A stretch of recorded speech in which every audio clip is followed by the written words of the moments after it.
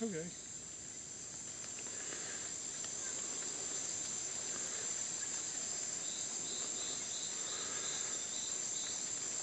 No.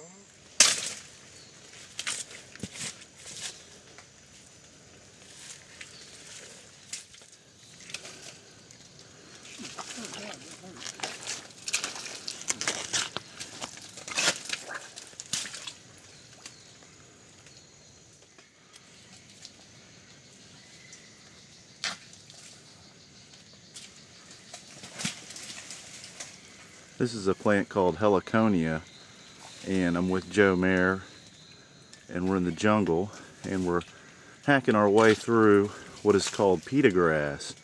And if you look really closely, you'll see that this grass is lined with rows of pointed hooks that just grab everything that passes by them, and they're just amazingly sharp, and it makes for some really tough going. The pita grass itself isn't actually a grass, but it's in reality a bromeliad, and it's actually a form of wild pineapple. And it's amazing the flowers that the pita grass produces. Just a brilliant red flower, and eventually this will turn to fruit, although not exactly like we think of when we think of pineapple. Kind of a interesting blend of razor sharp pain and just unbelievable beauty at the same time. But such are the ways of the rainforest.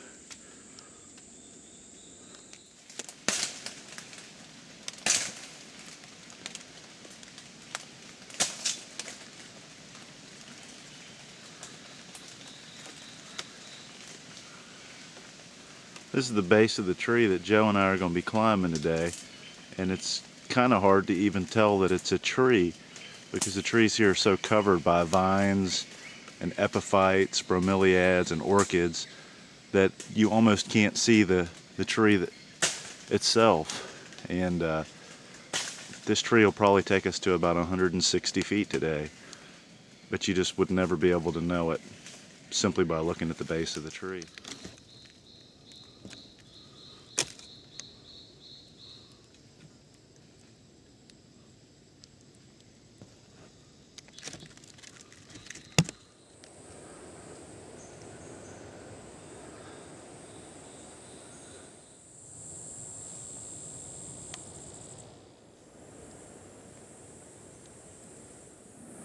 The vine that I'm looking at here is called Monstera, and it's got a milky white sap that comes out when it's disturbed or broken, and when that sap gets on you, it's very much like poison ivy.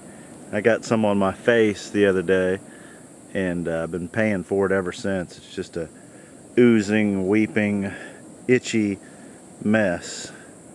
So I'm going to do my best to stay away from this stuff. Sorry about all the in and out, but I'm hanging on a rope and I can't seem to get myself to stop swinging today.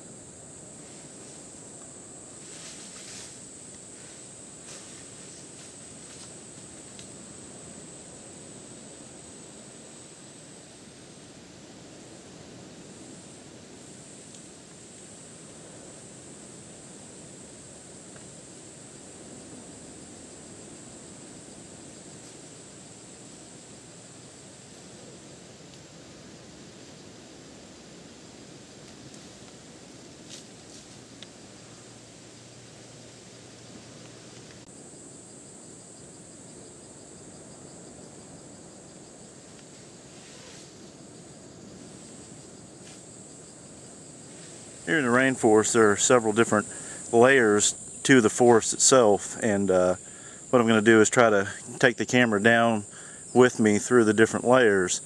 Right now I'm up in what's known as the emergent layer, and it's the highest part of the forest itself.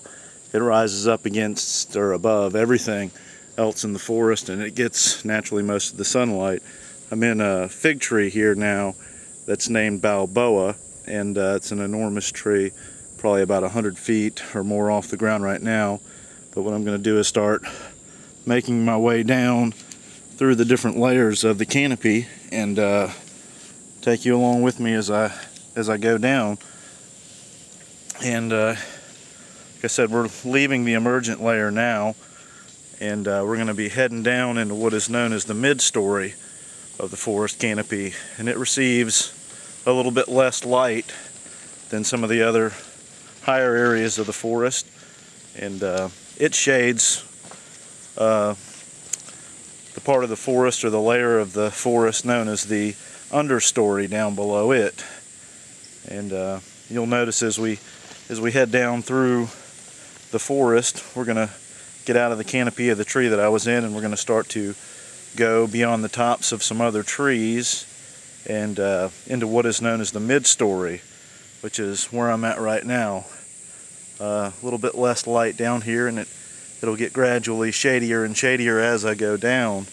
And once I get through this layer, what is known as the mid-story, I'll be entering what's known as the understory. And down below in the understory, there's barely any light at all. It's a very shady place, and I'm starting to get down to the top of the understory now, and I'm going to pass through the understory now down to the forest floor, where it is a very, very shady place. Not much sunlight makes it down here, and there's a lot of competition for sunlight. Finagle myself a little bit, and now I'm down on the bottom in the understory. 3 layers of the forest.